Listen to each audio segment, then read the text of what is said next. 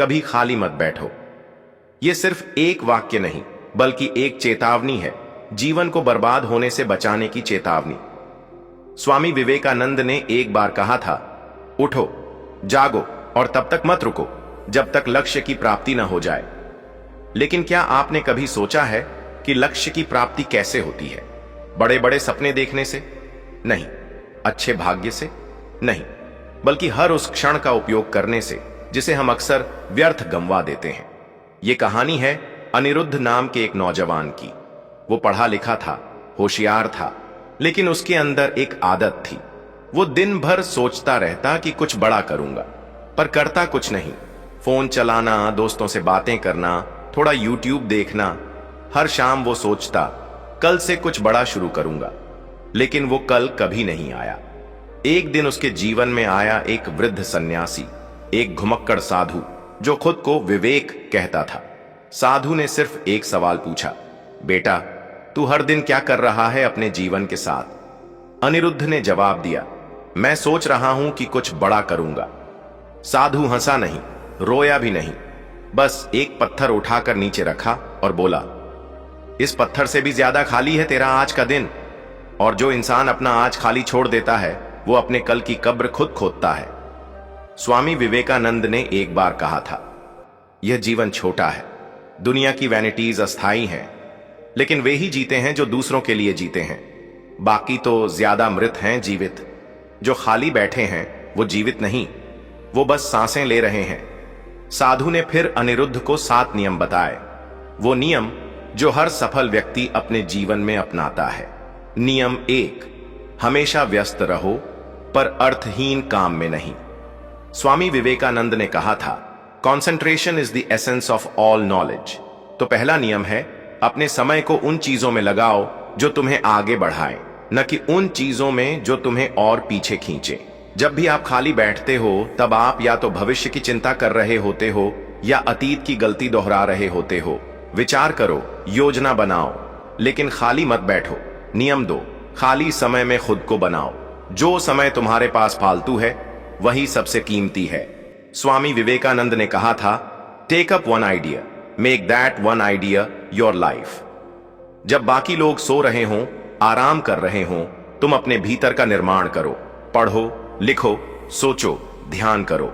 अपने मस्तिष्क और आत्मा को विकसित करो। नियम 3, शरीर की उपेक्षा मत करो। सफलता शरीर से शुरू होती है। स्वामी विवेकानंद खुद कुश्ती करते थे, योग करते थे और कहते थे, you will be nearer to heaven through football than through the study of the Gita. क्यों? क्योंकि शरीर मजबूत होगा, तभी मन अनुशासित होगा। सुबह खाली मत बैठो, उठो और शरीर को हिलाओ। नियम 4, दूसरों से प्रेरणा लो, पर तुलना मत करो। खाली बैठने वाला इंसान अक्सर सोचता है, वो मुझसे आगे कैसे निकल गया। स्वामी विवेकानंद ने कहा, प्रत्येक आत्मा संभावित रूप से दिव्य है। तुम भी वही कर सकते हो, अगर तुम सिर्फ करने लगो। तुम्हारा काम है अपने अंदर की शक्ति को जगाना, न कि दूसरों से जलना। नियम 5, अपने मन को प्रशिक्षित करो। जो मन खाली है, वो नकारात्मकता से भरता है। साधु ने कहा, अगर तुम अपने मन को काम नहीं दोगे, तो ये तुम्हें गलत रास्तों पर ले जाएगा। ध्यान करो। विवेकानंद ने राजयोग सिखाया, मन को साधने की कला। हर दिन कुछ देर बैठो, अपनी सांस को महसूस करो, विचारों को देखो और मन पर विजय प्राप्त करो। नियम 6, हार को खालीपन मत बनने दो। अनिरुद्ध ने पूछा, अगर मैं फेल हो गया तो? साधु ने जवाब दिया, तू तभी फेल होगा जब तू खाली बैठेगा। स्वामी विवेकानंद ने कहा, arise, awake and stop not till the goal is reached. मतलब ये नहीं कि तुम गिरोगे नहीं, बल्कि ये कि हर बार गिरने के बाद उठो और अगला कदम भरो। नियम 7, सेवा में लगो। सबसे महत्वपूर्ण बात, खाली बैठने का इलाज है सेवा। स्वामी विवेकानंद का पूरा जीवन दूसरों के लिए था। अगर तुम अपने लिए नहीं तो किसी और के लिए काम करो। किसी को सिखाओ, मदद करो, छोटों को गाइड करो, लेकिन खाली मत बैठो। अनिरुद्ध अब बदल चुका था। वो अब सुबह जल्दी उठता, ध्यान करता, किताबें पढ़ता और दिन भर कुछ न कुछ नया सीखता। लेकिन सफलता का रास्ता सीधा नहीं होता। एक दिन ऐसा आया जब उसने अपने सारे पैसे एक नए प्रोजेक्ट में लगा दिए, लेकिन वो असफल हो गया। सारे सपने फिर से चकनाचूर हो गए। उसका मन फिर से डरने लगा। वो सोचने लगा, क्या मैं फिर वही गलती कर रहा हूं? क्या मेहनत बेकार गई? वो फिर उस साधु विवेक के पास पहुंचा और बोला, मैंने सब किया, फिर भी मैं हार गया, अब क्या? साधु कुछ देर शांत रहा, फिर कहा, बेटा, तू जीतने के लिए मेहनत कर रहा था, लेकिन आत्मा की पुकार नहीं सुन रहा था। स्वामी विवेकानंद का सिद्धांत, आत्मा की आवाज सुनो। स्वामी विवेकानंद ने कहा था, look within, the soul is the greatest guide. External teachers can only help you to find the teacher within. मतलब ये कि बाहरी सफलता से पहले भीतर की आवाज को पहचानो। हो सकता है तुम मेहनत कर रहे हो, लेकिन वो तुम्हारा रास्ता ना हो। साधु ने पूछा, क्या तू वही कर रहा है जो तुझे भीतर से प्रेरित करता है, या सिर्फ वही कर रहा है जो दुनिया कहती है?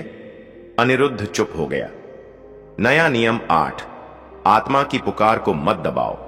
हर सफल व्यक्ति सिर्फ बाहरी दुनिया को नहीं देखता, बल्कि भीतर की दुनिया को भी समझता है।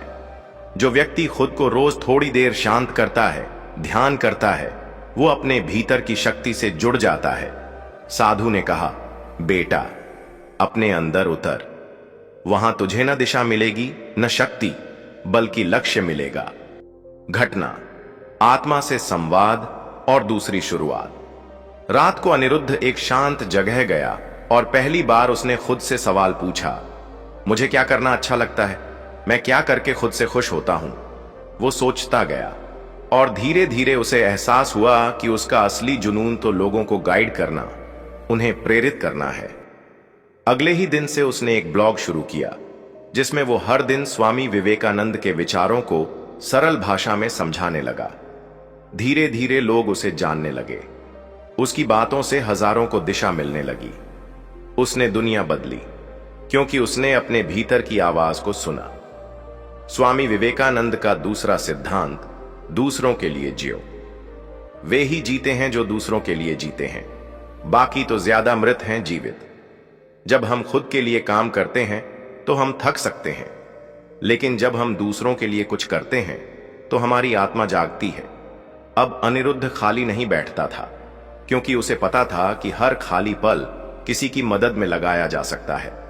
नया नियम 9, हर दिन एक व्यक्ति की मदद करो। चाहे आप किसी को हंसाओ, किसी को कुछ सिखाओ, किसी की बात सुन लो, लेकिन हर दिन एक काम ऐसा जरूर करो जिससे किसी और की जिंदगी थोड़ी आसान हो जाए। ये ही है वो शक्ति जो आपको कभी थकने नहीं देगी। आखिर मोड़, समाज के बीच विवेकानंद बन जाना। कुछ साल बाद अनिरुद्ध का नाम हर तरफ गूंजने लगा। उसने न कोई MBA किया, न बड़े बड़े कॉलेजों से पढ़ाई। उसने सिर्फ विवेकानंद के 2 सिद्धांतों को अपनाया।